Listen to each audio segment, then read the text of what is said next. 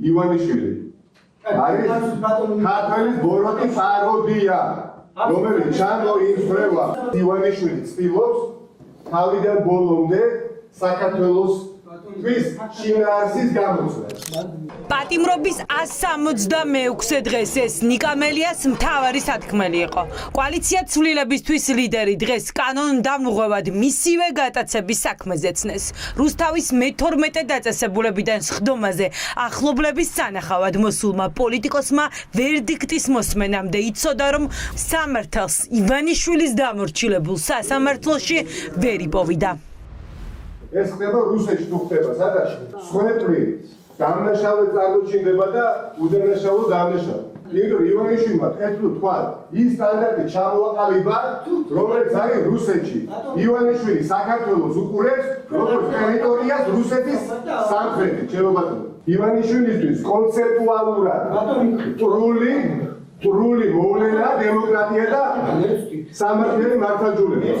სამართლიანი მართლმსაჯულება რო იყოს, ამას ვერ გავიწერა ვერ. ნიკა მელიას პროცესი დღეს იმ დარბაზში ჩატარდა, სადაც განსაკუთრებით საშიში დამნაშავეები შეყავთ.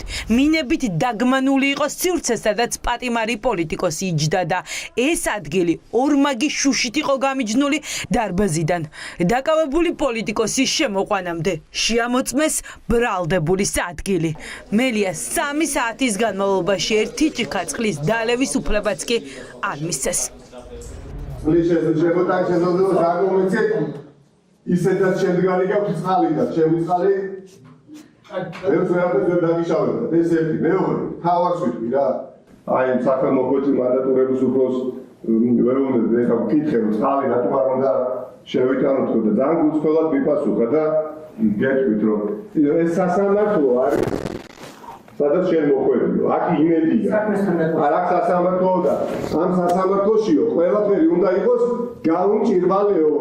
და წყალი როგორც ციხე არის გამჭირვალე ციხე. შესაძლოა დააშლილება შეტანდა. პოლიტიკური გადაწყვეტილების გარეშე მე ვერ გავიტაცებ და ჩემზე კარგად ხომ იცით. 50 ადამიანის სპეცოპერაციას რო ვერ ჩამიტარებდა. ხომ კარგად იცით. 5 თვიანი იზოლაციის შემდეგ რეჟიმმა ნიკა მელია დღეს პირველად გამოაჩინა და სასამართლოში მიიყვანა. წულკიანის კომისიაზე გამოუცხადებლობისთვის დაჭერილი პოლიტიკოსი დღეს მოსამართლეს უყვებოდა, როგორ გაიტაცეს პოლიციელებმა ციხეში გაშვებამდე 1 დღით ადრე, ლისის ტბის მიმდებარე ტერიტორიიდან. კითხვები მელიამ სრუმოწმე პოლიციელებს თავადაც დაუსვა. რამდენი პოლიციელი იყავით ჯამში ჩემი დაკავების დროს? სულ 3 კაცო დამაკავეთ? თქვენ და 2 კიდე. ვიდეო კამერები რატო ჩამოგიჭირეთ? მე არ ვფიქრობ. ჩვენ ვიყავით 5 და მათ შორის მაგდა 2 პირადი ცველი. მეორე ავტომანქანაში იდგა, 3 იყვნენ. მე და ძღოლი ჩემი მეგობარი 5 ვიყავით.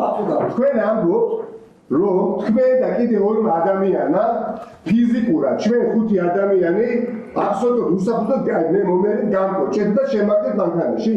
ჩვენსაც ამ ჩაკუჩი ვესრობი საერთოდ ამადამიეცება. წარმოუდგენელ უთითრობას აქვს ადგილი, რასაც გადმოს მართლა. ანუ თქვენ გადმომიყარეთ ზადატანები. ხელბორკილებს სადამდი. მიხარბიძე. ჩემი ნებით გამოგიშვირეთ 2 ხელი? კი ბატონო. 2 სრუმოწმე პოლიციელის ჩვენებით გამოაცხადა ახალ დანიშნულმა მოსამართლემ თორნიკე ქოჩქიანმა მელია კანონმდამღვევად. ადვოკატები ამბობენ, რომ ეს საქმე პრეცედენტულია და სასამართლომ დღეს მწვანეა უნთო მოქალაქის ნეიტრალური მოწმის გარეშე პასუხისგებაში მიცემას. ვისაც გადაწყვეტს ხელისუფლება, რომ იგი არის მიუღებელი, იგი უნდა იყოს დაკავებული, იგი უნდა იყოს მოთავსებული წინასწარი დაკავების იზოლატორში, ყოველგვარი ჩანაწერის გარეშე, ყოველგვარი ნეიტრალური მტკიცებულების გარეშე, ყოველგვარი ნეიტრალური მოწმის გარეშე, ერთი პოლიციელის ან 2 პოლიციელის პატაკის საფუძველზე, რომელიც იტყვის, რომ აი დავინახე მაგალითად მოძრავი მანქანიდან, რომ ვიღაცამ მოგვაყენა შეურაცხყოფა ან გვაჩვენა საჩვენებელი თითი, აი ამის საფუძველზე შეიძლება ან დაგაჯარიმონ, ან 2 თვით მოხვდეთ წინასწარი დაკავების იზოლატორში. ნიკა მელია რომ პოლიტიკური მართლმსაჯულების მსხვერპლია ეს მისმა თანაგუნდელებმა კარგად იციან. პოლიტიკოსები ამბობენ, რომ ახლა ივანიშვილი ყველას განეიტრალებას ცდილობს, ვისაც შეუძლია რომ ხალხი რეჟიმის წინააღმდეგ გაერთიანოს. ერთადერთი რაც ჩვენს ხელს საქართველოს მოსახლეობის უმრავლესობის ხელთ არის დარჩენილი, ეს არის მასობრივი საპროტესტო აქციები მშვიდობიანი ქუჩაში.